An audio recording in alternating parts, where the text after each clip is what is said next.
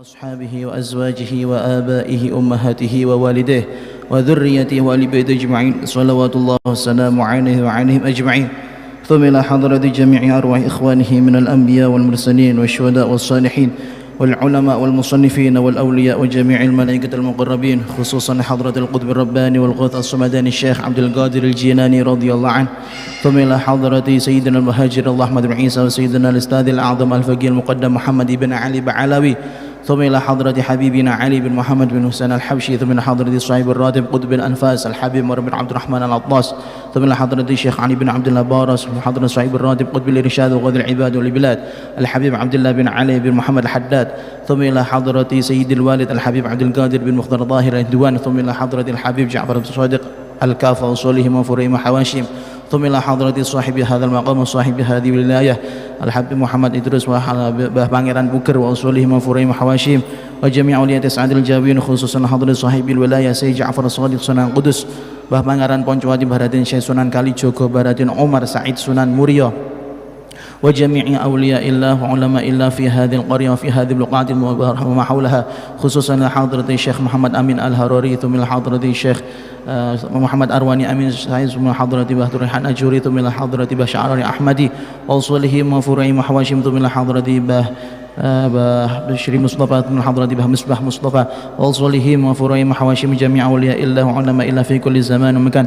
أن الله على درجاتهم في الجنة ويكثر مثوباتهم ويضاعف حسناتهم ويحفظنا بجاههم وينفعنا بهم ويعيد علينا من بركاتهم وأسرارهم وأنوارهم وعلومهم ونفحاتهم في الدين والدنيا والآخرة. ثم أرواحنا وجسادنا وآبائنا وأمهاتنا وجدادنا وجداتنا وإخواننا وأخواتنا وأصدقائنا وأستاذنا وأقربائنا مشايخنا ومشايخنا والجميع أمواتنا وأمواتكم ولجميع المؤمنين والمؤمنات والمسلمين والمسلمات شيء لله له ولهم ولنا الفاتحة. أعوذ بالله من الشيطان الرجيم. بسم الله الرحمن الرحيم.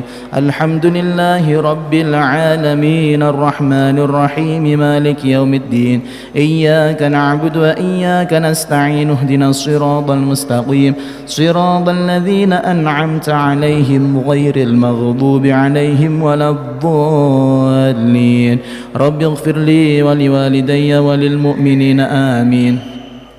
فضيلة المحترمين العلماء النجباء ومشايخنا الفضلاء, hadirin hadirat jamaah Masjid Agung Kudus rahimakumullah wa radhiya ankum wa barakalakum. Marilah sebelum kita melanjutkan kajian tafsir pada malam hari ini, kita bersama-sama untuk niat i'tikaf terlebih dahulu di masjid. Bismillahirrahmanirrahim. Nawaitul i'tikafa fi hadzal masjidi sunnatan lillahi ta'ala. Mengulas sedikit daripada pembahasan ayat ihdinas siratal mustaqim yang pernah kita sampaikan pada minggu lalu, bahwasanya yang dimaksud dengan as-siratal mustaqim di dalam ayat adalah semua hal yang bisa menghantarkan kita sebagai umat Islam menuju kebahagiaan dunia maupun kebahagiaan di akhirat. Itu pendapat yang saya condong, yang mana diikuti atau dicetuskan oleh Syekh Wahbah Az-Zuhaili. Lalu kemudian macam-macamnya hidayah juga sudah kita sampaikan. Macam-macamnya hidayah itu ada 5. Yang pertama hidayatul ilham, atau secara harfiah bahasanya hidayah inspirasi atau insting alami. Contohnya seperti halnya bayi ketika dia lapar, dia tidak bisa mengekspresikan bagaimana saya ini lapar. Caranya dia mau memberitahukan orang tuanya bahwa dia lapar adalah dengan cara menangis. Begitu juga kucing, ya, kucing nyang-nyong gelibat-gelibat, itu berarti lapar, ya. Itu hidayatul ilham. Manusia, hewan juga dapat. Yang kedua hidayatul hawas, yaitu hidayah yang kaitannya dengan indera perasa, dari merasakan lesan dengan pengecap, kemudian indera penciuman dan indera pendengaran, indera penglihatan. Hewan dan manusia juga sama, bahkan di sebagian hewan lebih tajam daripada manusia. Contohnya anjing indera penciumannya lebih kuat daripada indera penciuman manusia, ya kan, sampai bisa melacak bom, mencari orang yang hilangnya gitu, mencari buronan polisi seperti itu. Kalau kita kalau tidak ada mie pop mie ya gak mampu gitu. Lalu yang ketiga hidayatul aql. Nah ini mulai berbeda antara manusia dengan hewan. Hidayatul aql yaitu adalah di mana seseorang itu bisa menggunakan nalar berpikirnya, mana yang benar mana yang salah itu dia tahu dengan cara punya akal. Makanya kita ini sebagai orang Islam taklifnya diwajibkan oleh Allah Subhanahu wa taala menerima perintah, menerima larangan itu karena ada akal ini, ada akal. Makanya di dalam Al-Qur'an itu dialognya Al-Qur'an dengan kita manusia itu kayak dialog seperti manusia. Ayo, afala tatafakkarun, apa kamu nggak mikir? Afala taqilun, ya. Terus apalagi contoh ayat tentang khamr, ya. Qul fihi ma ismun kabir wa manafi'u linnas wa ismu ma akbaru min naf'ihima. Ya, di dalam khamr dan maisir, judi itu ada manfaatnya, tapi kan coba kamu pikir madorotnya lebih banyak apa lebih banyak manfaatnya. Dialog. Nah ini akal, hidayatul aqli. Yang keempat hidayatul dini wasyariah, ya, hidayatul din wasyariah, yang mana sudah spesifik seseorang bisa masuk agama Islam. Kita semuanya ini insya Allah yang hadir di masjid ini termasuk orang yang mendapatkan hidayatul din wasyariah dengan kapasitasnya masing-masing. Ada yang termasuk awam, biasa-biasa mawon, ada yang rada santri, ada yang kiai. Tapi belum menjamin orang-orang yang ada mendapatkan hidayatul din wasyariah ini menjadi orang yang soleh beneran, belum jadi, belum tentu.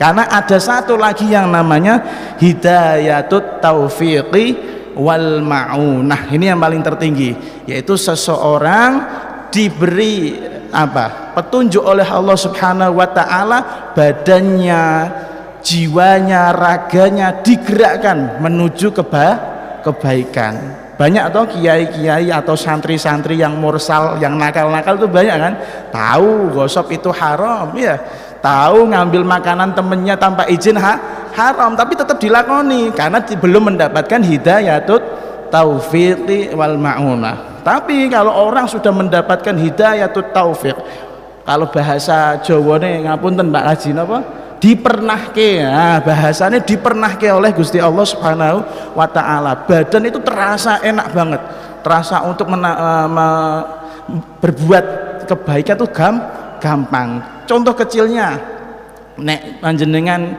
punya, mugi-mugi kita semuanya bisa berangkat haji atau umroh di tanah suci Mekah, itu vibes-nya atau getarannya itu yang terlihat tuh orang ibadah terus. Jadi kalau nggak ikut sholat itu rasanya malu, ya.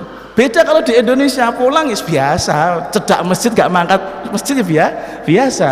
Tapi kalau di sana masya Allah terdorong gitu loh, ya, terdorong untuk berbuat kebaikan begitu. Jadi kadang tempat juga mempengaruhi, tapi pada intinya yang dimaksud adalah kita mendapatkan hidayah yang tadi disebutkan, wabil khusus hidayatut taufiqi wal ma'unah. Semoga kita semuanya termasuk orang yang dipernahke atau diarahkan anggota badannya, jiwa raganya, hartanya untuk menuju hal-hal yang diridhoi oleh Allah Subhanahu wa taala.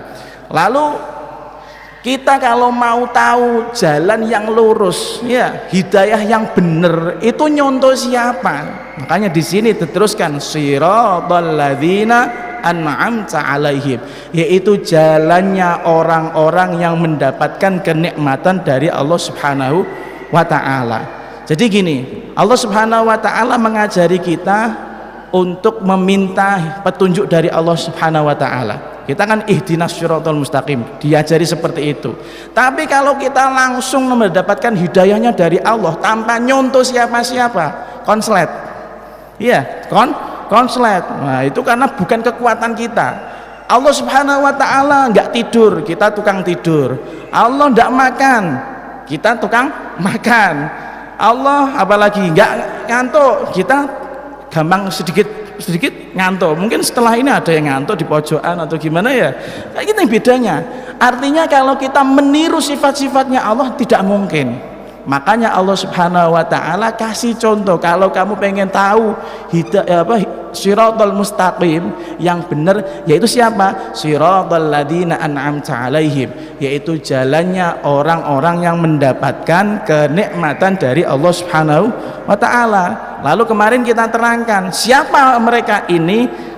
Yang pendapat yang pertama, yang jumhur adalah bahwasanya yang dimaksud orang-orang yang mendapatkan kenikmatan hakiki dari Allah, yaitu seperti yang ada di firman Allah di dalam surah An-Nisa ayat 69, wa may yuti'illaha war rasul faulaika ma'alladzina an'amallahu alaihim minan nabiyyin wassiddiqin wasyuhada'i wassolihin. Jadi jalannya orang-orang yang mendapatkan kenikmatan dari Allah Subhanahu wa taala itu ya jalannya para nabi, para syuhada, para solihin, orang-orang soleh, para ulama.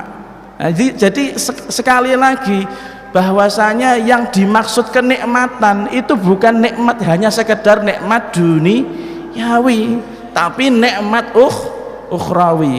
Karena cara pandangnya para nabi, cara pandangnya orang yang mati syahid, cara pandangnya orang-orang soleh itu bukan hanya memandang kehidupan di dunia tok, tapi nanti bagaimana bisa mendapatkan makom yang tertinggi di surganya Allah Subhanahu wa ta'ala. Ya insya Allah semoga kita semuanya termasuk orang yang mendapatkan taufik, ma'unah dan hidayah dari Allah Subhanahu wa ta'ala, sehingga jiwa raga kita pantas untuk diikutkan menjadi orang-orang yang an'amta alaihim. Lalu Allah Subhanahu wa taala melanjutkan dengan firman-Nya ghairil maghdubi alaihim waladdallin. Jadi kalau secara harfiah ghairil maghdubi alaihim waladdallin artinya bukan jalannya orang-orang yang engkau benci ataupun jalannya orang-orang yang sesat.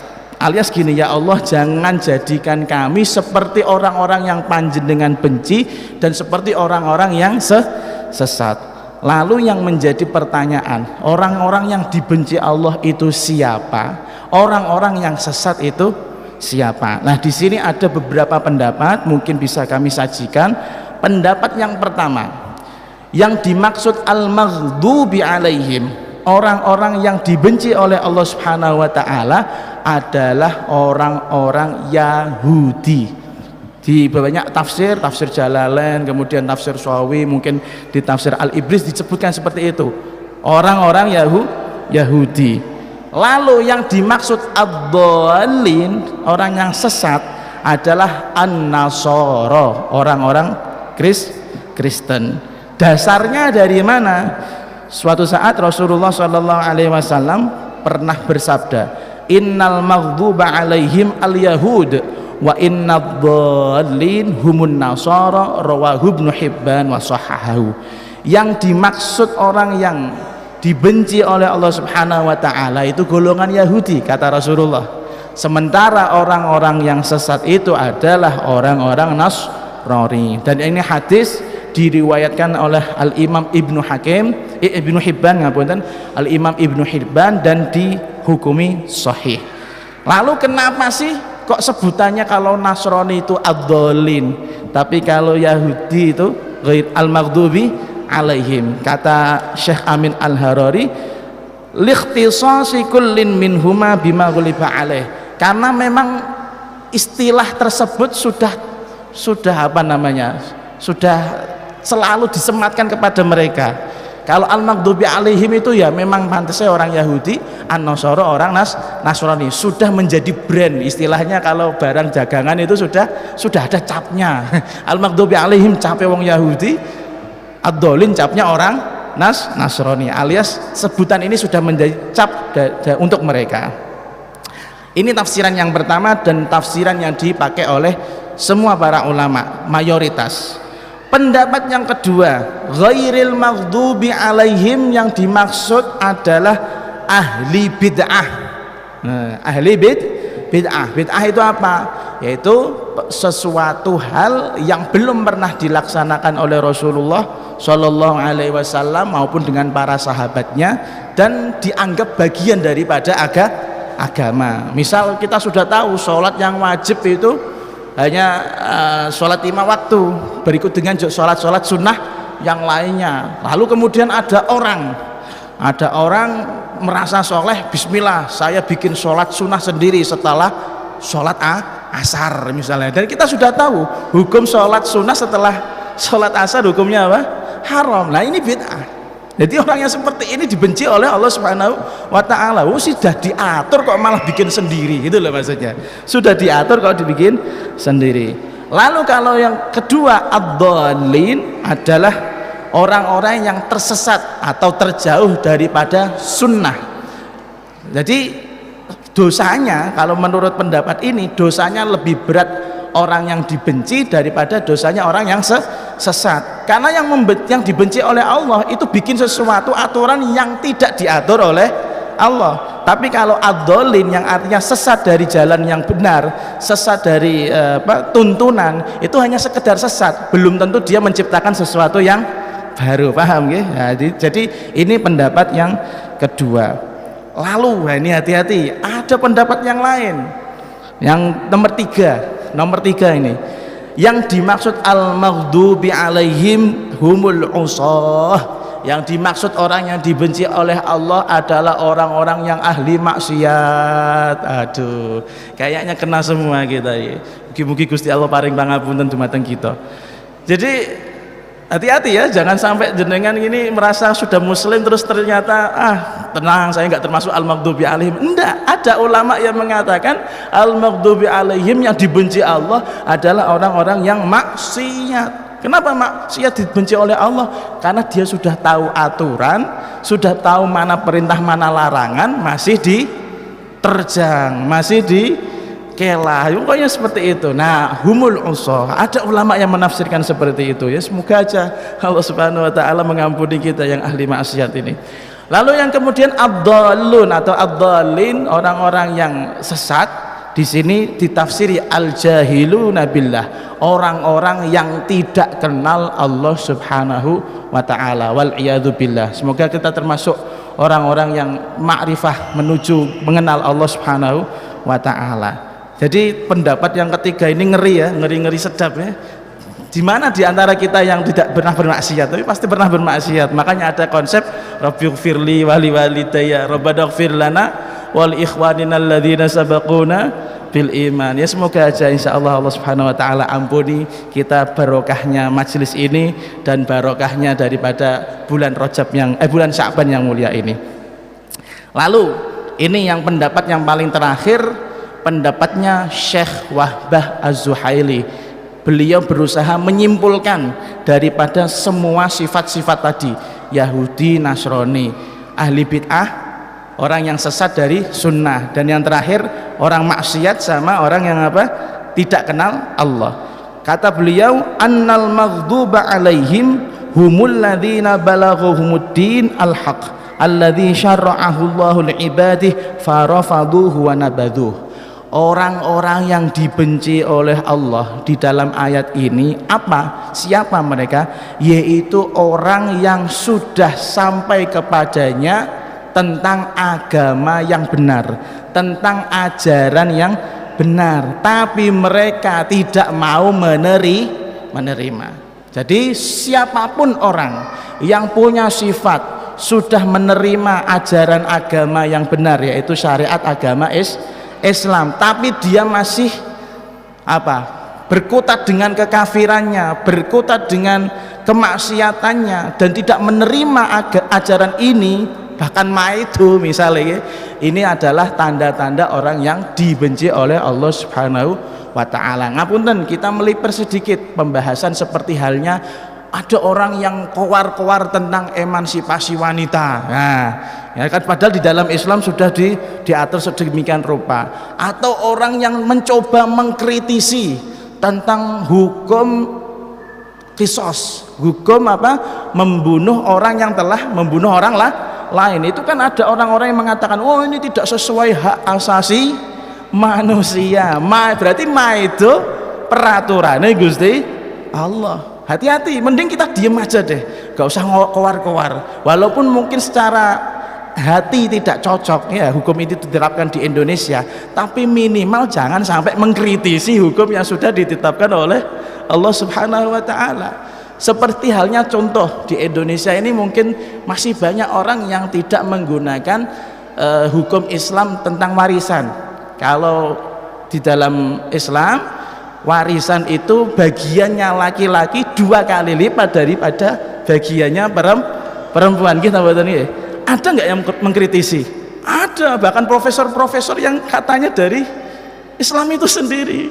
Jadi mau mengkritisi hukum, apalagi hukum yang sudah ditetapkan oleh Allah Subhanahu wa taala, takutnya termasuk orang yang tidak mau menerima hakikat ajaran agama Islam. Makanya menurut hemat kami sendiri, walaupun ada beberapa hukum Islam yang belum bisa ditegakkan di negara Indonesia, apalagi kita ini Indonesia berasaskan Pancasila, Undang-Undang 45, toleransi, ya jangan memaksakan, minimal jangan mengkritisi, udah diem aja. Apa yang dari Allah hak, kalau kamu nggak bisa melaksanakan ya sudah, mastata'tum, apa yang kamu bisa, kan perintahnya Allah gitu, perintahnya Rasulullah hanya yang kamu bisa lakukan gitu. Kalau tidak bisa dilakukan ya jangan protes gitu loh, jangan protesnya. Takutnya ini nanti termasuk al-maghdubi alaihim, orang yang dibenci oleh Allah Subhanahu wa taala.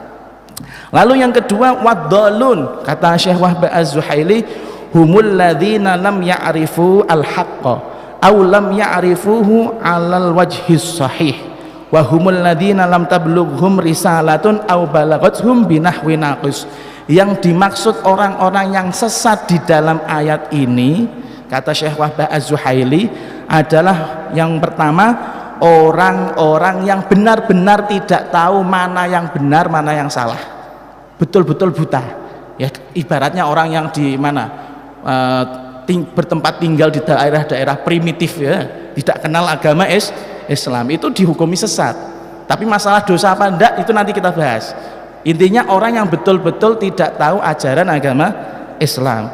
Atau yang dimaksud sesat adalah orang yang tahu ajaran agama Islam tapi taunya dengan cara yang salah, mengenal Islam dengan cara yang salah. Bisa jadi mungkin dia bukan dari ahli sunnah wal jamaah, kemudian dia diajari oleh orang Syiah taruhlah, atau orang Khawarij, orang Mu'tazilah, maka orang-orang yang seperti ini masih sesat walaupun sudah namanya Islam. Dan kita sudah tahu bahwasanya di dalam agama Islam itu banyak sekali firqah atau golongan-golongan yang ada ahli sunnah wal jamaah, ada Khawarij, ada Mu'tazilah, ada Syiah dan lain-lain. Jadi orang yang sesat yang kedua adalah orang yang kenal agama Islam tapi tidak dengan cara yang benar.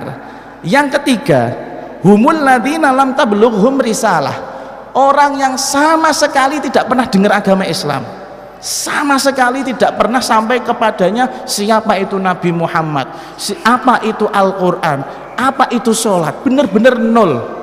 Nah, orang-orang yang seperti ini nanti hukumnya berbeda dengan orang yang sudah sampai kepadanya agama Islam.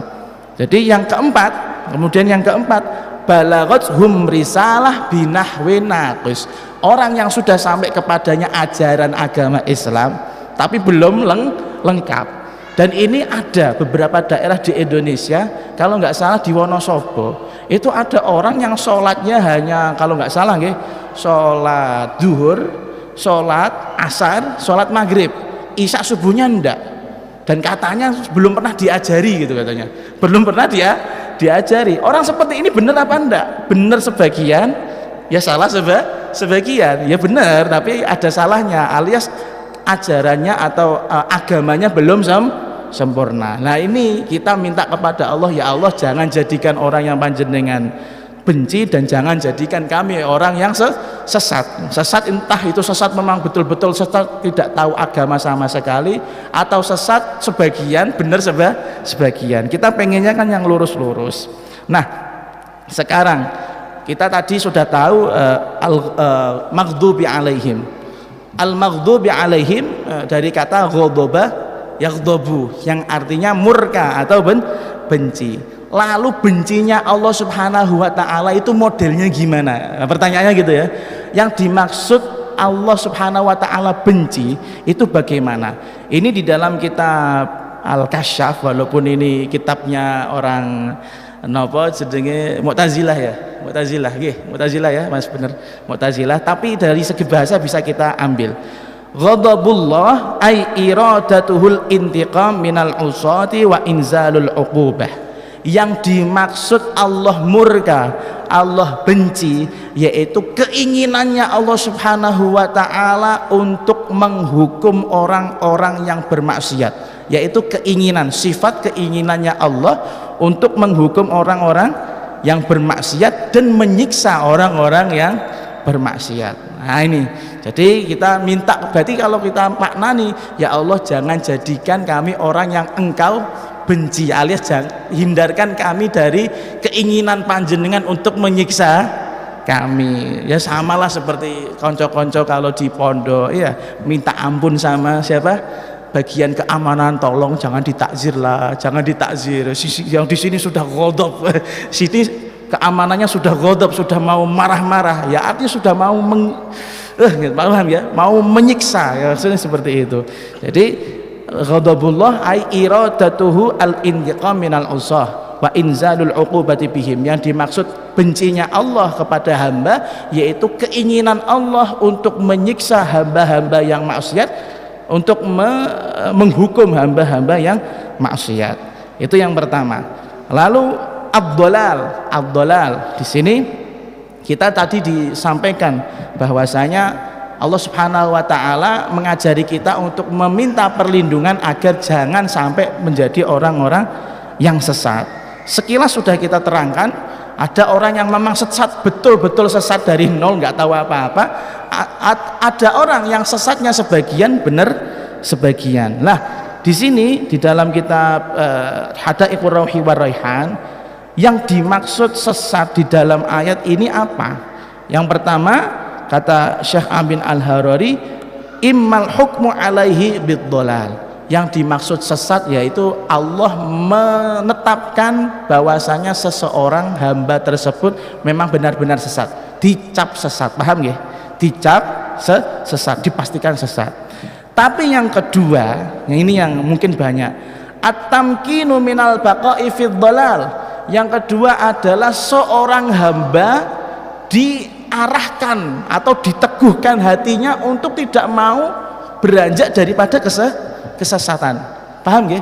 Yang tadi pasti sesat, terus makna mlebu neraka, tapi yang satu ini ada kemungkinan bisa menjadi orang baik, tapi dia dikondisikan dengan kondisi-kondisi yang selalu sesat. Alias ini kesesatannya pilihan, bukan kepastian. Paham ya? Jadi yang kalau sesat yang pertama itu pasti, yang sesat kedua itu pilihannya dia dikasih media, kamu punya uang banyak, silahkan mau dibuat apa maksiat, mau buat zina, buat ini, buat itu. Nah ini orang-orang yang istidraj, istilahnya ya, istidraj, dilos oleh Allah Subhanahu wa ta'ala. Tinggal dia ini nanti akhirnya mau tobat apa enggak. Jadi disinilah kelihatan bahwasanya Allah Subhanahu wa ta'ala itu juga sebagian juga memberikan kita kesempatan mau berbuat baik apa enggak. Makanya ada konsep innallaha la yughayyiru ma biqaumin hatta yughayyiru ma bi anfusihim. Allah tidak akan merubah sebuah kaum kecuali mereka mau merubah sendiri.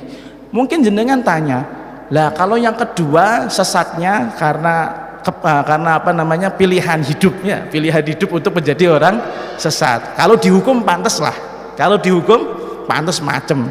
Tapi kalau yang awal tadi sudah ditetapkan menjadi orang sesat, itu apa Allah tidak adil? Ya enggak? Kesannya seperti itu. Ada orang diciptakan oleh Allah Subhanahu wa ta'ala, dilahirkan di dunia, kemudian dipastikan sesat. Abu Jahal, Abu Lahab, kan kasihan, nggak punya pilihan hidup dia berarti. Bagaimana? Di sini dijawab sama sama Syekh Amin Al-Harari bahwasanya orang-orang yang seperti itu dihukumi sesat, wadzalikal idlal huwa haqqun wa adlun.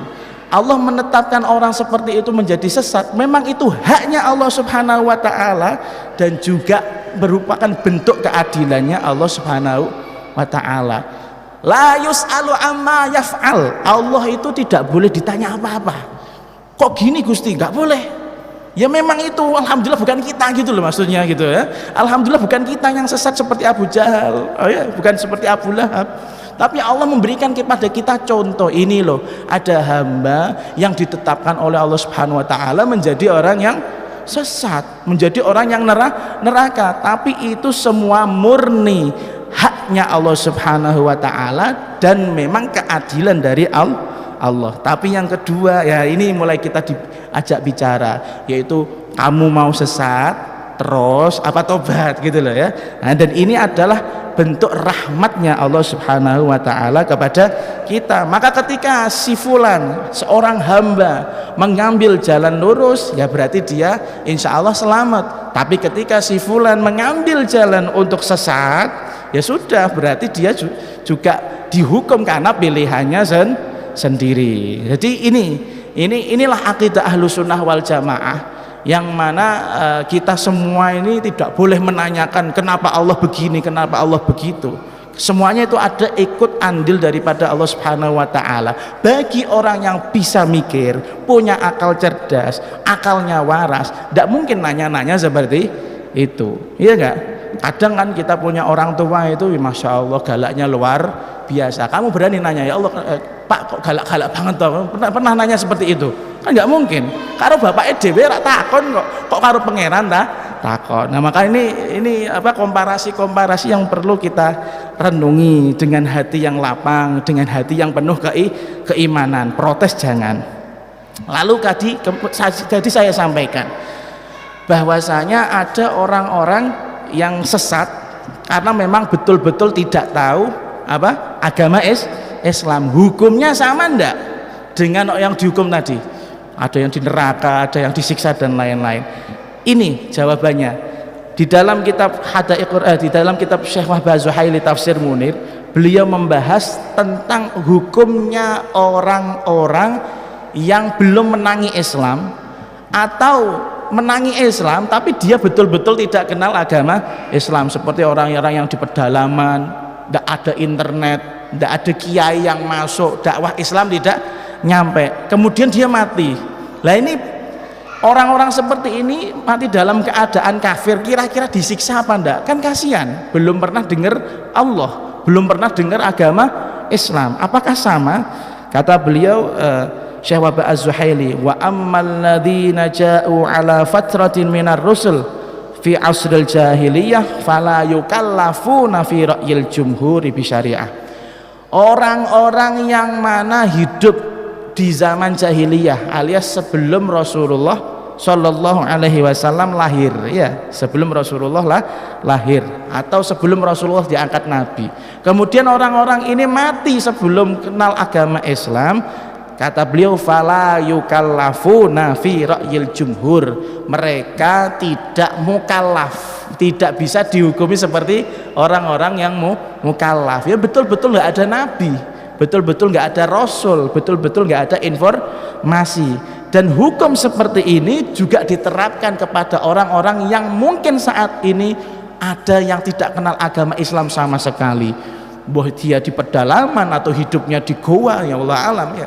Maka orang-orang seperti ini kata beliau la yu'adzabuna fil akhirah, mereka tidak disiksa di akhirat. Dalilnya apa? Wa ma kunna mu'adzibina hatta nab'atha rasula, kami kata Allah Subhanahu wa taala tidak akan mengazab sebuah kaum kecuali kami sudah mengirimkan utusan kepada mereka, alias sudah sampai kepada mereka tentang berita agama Islam. Nah ini pendapat yang kuat terkait orang-orang yang di zaman fatrah atau orang-orang yang belum menangi agama Islam, tidak kenal agama Islam sama sekali. Dan ada beberapa ulama ya terkait masalah keimanan daripada kedua orang tua kanjeng Nabi. Ngapunten saya masuk lagi. Kalau secara sejarah abah dan umminya kanjeng Nabi itu sama sekali tidak menangi kenabiannya Rasulullah Shallallahu Alaihi Wasallam. Dua-duanya meninggal, yang bahkan Said Abdullah meninggal sebelum Kanjeng Nabi lahir, ya, di hamil ketika Sayyidah Aminah hamil. Kemudian di riwayat yang lain ketika Kanjeng Nabi belum menginjak dewasa, belum balik, masih kecil pun meninggal dalam keadaan masih kecil gitu. Lalu kemudian bagaimana hukumnya kedua orang tua Kanjeng Nabi ini? Apakah muslim, apa kafir ya? Nah ini perlu saya sampaikan, ngapunten. Ulama-ulama sama dengan pendapat yang pertama tadi, bahwasanya jumhurul ulama menghukumi kedua orang tuanya Kanjeng Nabi sebagai orang yang belum menerima kabar tentang agama Islam. Berarti otomatis diadab napa mboten? Tidak diadab sama sekali. Tapi di sisi lain ada riwayat yang mengatakan suatu saat Kanjeng Nabi itu ditanya sama ditanya sama seorang sahabat, ya Rasulullah, aina abi, wahai Rasulullah, nasib bapak saya di mana? Qala finnar, bapakmu di neraka. Kemudian dihukumi Rasulullah menjadi orang yang ahli neraka. Nangis nih sahabat, keluar dengan muka yang pucat, kemudian kecewa ya. Kemudian dipanggil lagi, ta'al sini wahai sahabatku, qal inna abi wa abaka finnar, bapakku dan bapakmu sama-sama di neraka. Nah, wa hadzal hadits rawahu Muslim. Hadis ini repotnya diriwayatkan oleh Imam Muslim. Nah, bagaimana ini? Berani Anda menghukumi orang tuanya Kanjeng Nabi di neraka? Bagaimana ulama-ulama menyikapi hadis ini?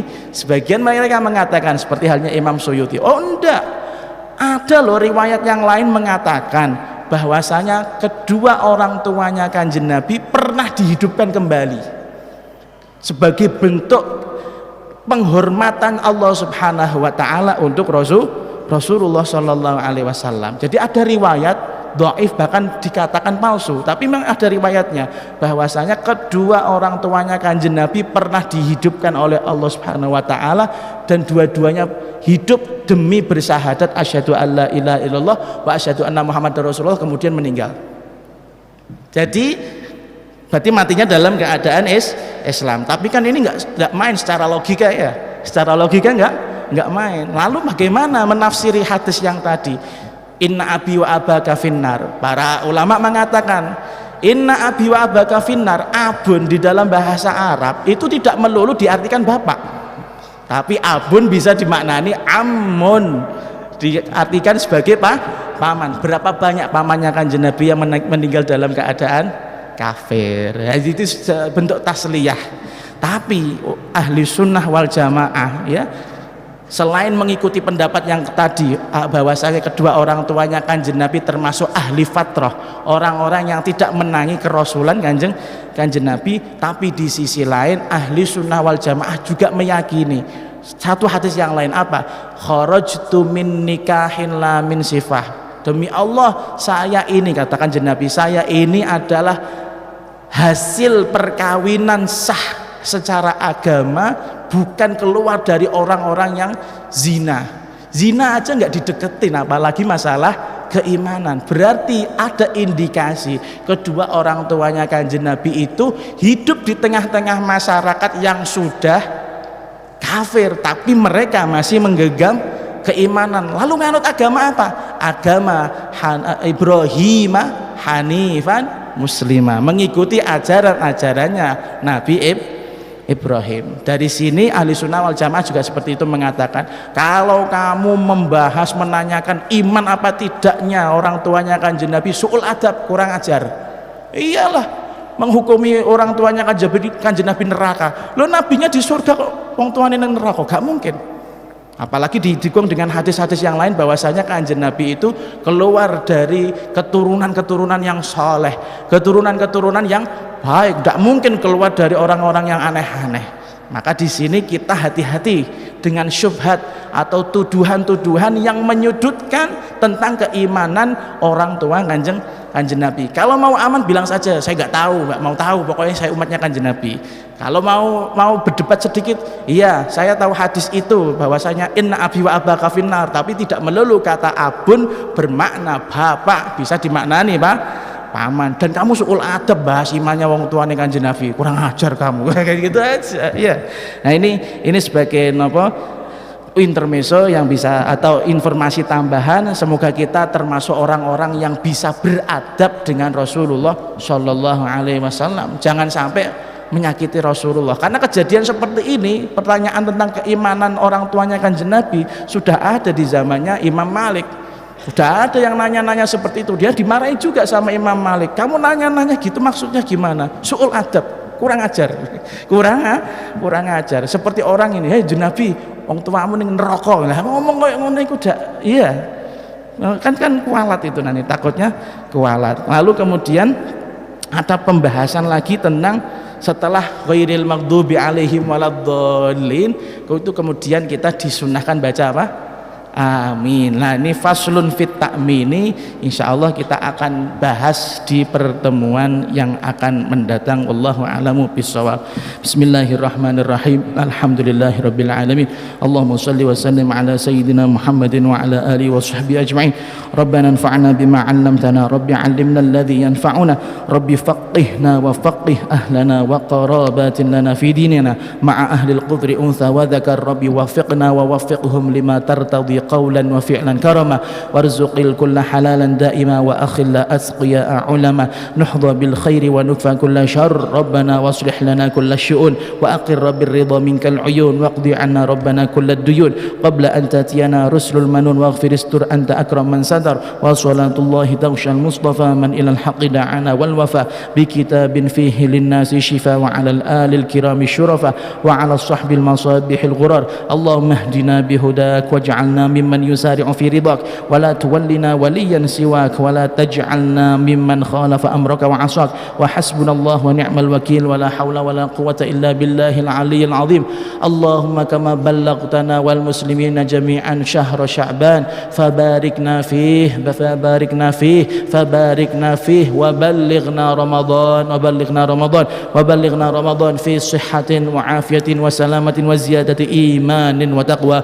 يا ربنا اعترفنا بأننا اقترفنا وأننا أسرفنا على لظى أشرفنا فاتب علينا توبة حوبا واستر لنا العورات وآمن الروعات واغفر لوالدينا ربي ومولودينا والآل والإخوان وسائر الخلان وكل ذي محبة أو جيرة والمسلمين أجمع آمين. ربي اسمع فضلا وجودا منا لا باكتساب منا بالمصطفى الرسول نحظى بكل سول صلى وسلم عد الحب وآله وصحبه عدد ضش السحب والحمد للإله في البدء والتناهي والحمد للإله في البدء والتناهي. سبحان ربك رب العزة عما يصفون وسلام على المرسلين والحمد لله رب العالمين. ثم السلام عليكم.